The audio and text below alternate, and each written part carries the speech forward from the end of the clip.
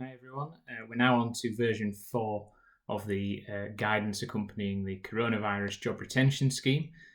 Some limited new information about eligibility has been released and the mechanism for claiming through the portal. Still no sign of the actual portal yet, but we'll keep you updated as and when we hear more. More importantly than the guidance, the government's Treasury Department has issued a direction to HMRC outlining instructions for making payment under the CJRS. This is likely to amount to definitive guidance for HMRC to work with going forwards and is now publicly available. I think it's about 14 pages of quite technical information. And we have updated our FAQs with the most important points added. That will be placed on LinkedIn and on our website shortly. Now, the direction simply states that the scheme applies to anyone furloughed by reason of circumstances as a result of coronavirus or coronavirus disease. So no need to show a particular hardship, no need to show that a redundancy situation would have arisen in respect of a particular employee, and there is no financial stress test for a business or anything like that. Simply have to show that the circumstances of the business were such that there was some impact and effect as a result of the virus. Moving on to who is covered by the scheme, some news outlets have reported this quite irresponsibly, I think. What many people are reading into this is that the date for cut-off has been extended from the 28th of February to the 19th of March.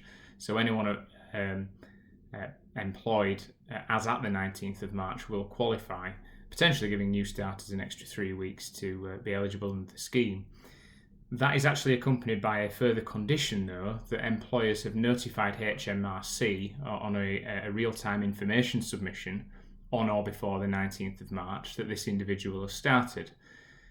Now, most employers run a monthly payroll and pay dates tend to be aligned at the end of that month, so RTI submissions will in most cases not have been done in respect of a new employee starting at the beginning of March until after the 19th. Unless somebody is weekly paid or the pay date falls earlier in the month, I don't think this extension is going to be of very much use to many employers or new employees, as news outlets are reporting. One small amendment as a result of that is in relation to TUPE transfers, so where there's been a transfer of a business. If that took place after the 19th of March now, employees will be covered under the scheme rather than the 28th of February. When calculating pay for salaried employees, the direction issued to HMRC now states that the actual salary before tax in the last pay period prior to the 19th of March should be used. Now, it was previously confirmed that contractual fees, overtime, commission and bonuses were included. Quite a lot of uncertainty about what amounted to contractual commission and bonus. The direction to HMRC has clarified the meaning of this, and importantly, it states that anything which is not regular salary or wages should be disregarded. It does give further examples of this, and any performance-related bonus and any conditional payments, i.e. where a threshold must be met for the payment to be received, is disregarded. It appears that only guaranteed commission, so commission which is contractual, not linked to any performance thresholds or objectives, will be payable under the scheme, and that is quite rare to have a commission scheme that doesn't depend on the performance of the employee. With regard to employees on leave, the guidance previously stated that if someone was on unpaid leave after the 28th of February, they could be furloughed. That has been amended, so they cannot be furloughed until the date on which it was agreed their unpaid leave will come to an end.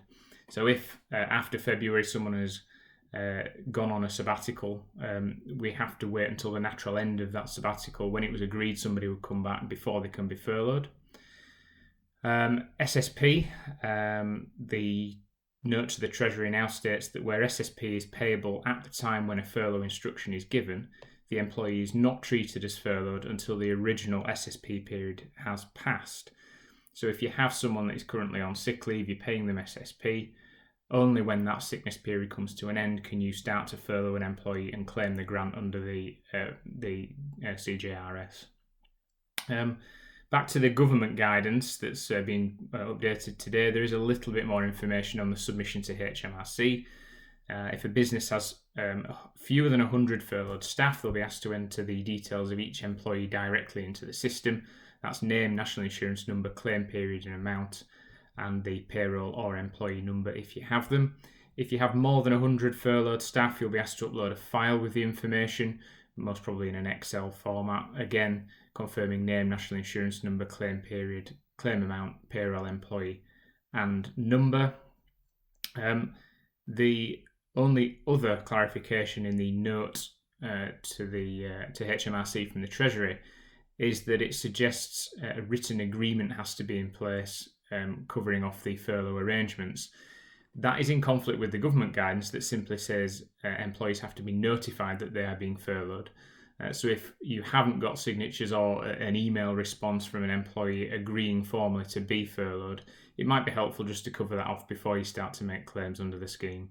If there's any further changes and if there's any further news on the portal, which they are confident is going to be up and running by the 20th, is given, we will of course let you know.